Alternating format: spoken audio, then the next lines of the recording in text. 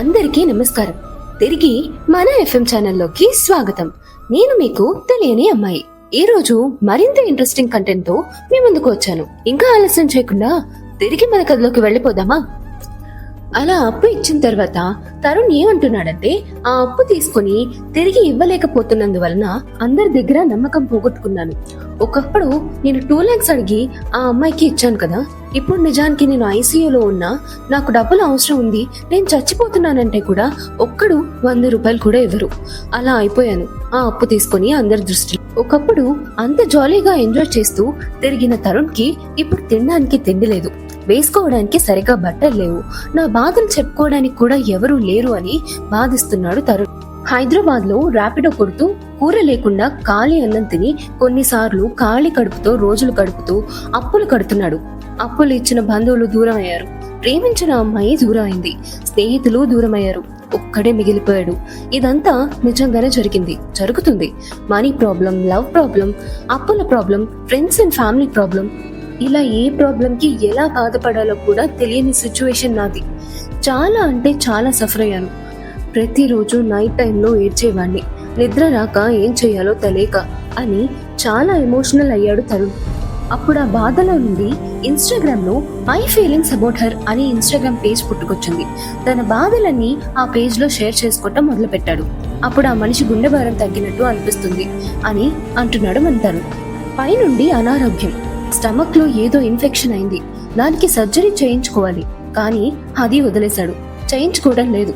కానీ తరుణ్ ఏమంటాడంటే, ఏదో ఒక రోజు వాళ్ళందరి డబ్బులు వాళ్ళకి ఇచ్చి ప్రతి ఒక్కరికి సారీ చెప్పి క్షమించమని వేడుకుంటాను అంటున్నాడు. ఇంకా ఇంట్లో అమ్మా నాన్నలకి ఈ విషయం ఏమీ తెలీదు. దాదాపుగా 30 ఏళ్ల దగ్గరకు వచ్చాడు. ఇంట్లో వాళ్ళు పెళ్లి చేసుకోమని అంటున్నారు. ఇవన్నీ ఇలానే పెట్టుకుని నేనెలా పెళ్లి చేసుకునేది అని తరుణ్ మాట. ఇంకా ఆశతో ఆ అమ్మాయి కోసమే వెయిట్ చేస్తున్నాడు. ఇంతకీ ఆ అమ్మాయి హైదరాబాద్ లో ఏం జాబ్ చేస్తుందో చెప్పలేదు కదూ. తను సాఫ్ట్వేర్ ఇంజనీర్. నిజానికి ఈ అప్పు లేకుంటే తరుణ్ ఒక మంచి బిజినెస్ ప్లాన్ లో ఉండేవాడు. ఈ అప్పు వల్ల అవి ఏమీ చేయలేకపోయాడు.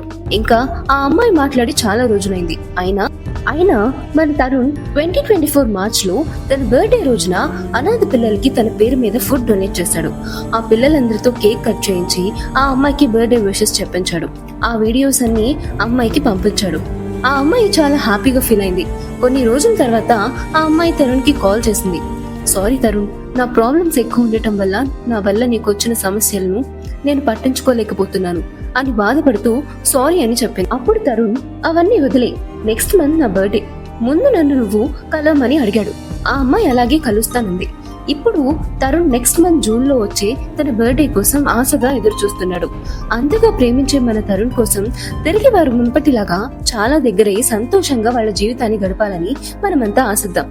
కానీ తరుణ్ ఇప్పటికీ ఆ అమ్మాయి ఇచ్చే ప్రేమ కోసం ఆశించటం లేదు. నా పెళ్ళంటూ జరిగితే ఆ అమ్మాయి పెళ్లి తర్వాతనే అని చాలా గట్టిగా చెప్తున్నాడు. ఇదేనండి మన త్యాగ ప్రేమ కథ. సినిమాలో లాగా పాజిటివ్ ఎండింగ్ ఎక్స్పెక్ట్ చేయకండి ప్రేక్షకులారా. ఇది సినిమా కాదు, 2 జీవితాలు. ధన్యవాదాలు. మీరు ఈ నిజమైన ప్రేమ కథ విన్న తర్వాత మీ అభిప్రాయాలను లేదా ఏమైనా సజెషన్స్ ని కమెంట్స్ బాక్స్ లో తెలియజేయండి. అవన్నీ మన తరుణ్ ఖచ్చితంగా విని స్వీకరిస్తాడు. ఇంతటితో సెలవు. ఇంకొక కథతో తిరిగి మళ్ళీ మీ ముందుకొస్తాను. నేను మీకు తెలియని అమ్మాయి, మన ఎఫ్ఎం ఛానల్ నుండి సైనింగ్ ఆఫ్. మీ రియల్ స్టోరీస్ లేదా మీకు ఈ సమాజం మీ నిర్ణయాల గురించి ఏమనుకుంటుందో తెలుసుకోవాలి అనుకుంటే, మీ కథను మన ఎఫ్ఎం ఛానల్లో వినాలి అనుకుంటే, ఇన్స్టాగ్రామ్ లో మన FM 6262 అనే ఇన్స్టాగ్రామ్ అకౌంట్ కి మెసేజ్ చేయండి.